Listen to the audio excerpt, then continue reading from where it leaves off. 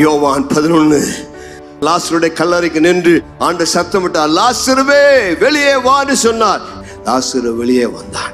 இன்றைக்கு ஆண்டவர் வாழ்க்கை அருகே சொல்லுகிறார், வெளியே வா, பிரச்சனை விட்டு வெளியே வா, வியாதி விட்டு வெளியே வா, கடன் தொலை விட்டு வெளியே வா, உன்னுடைய உபத்திரவத்தை விட்டு வெளியே வா, உன்னுடைய எல்லா விதமான வேதனை விட்டு வெளியே வா.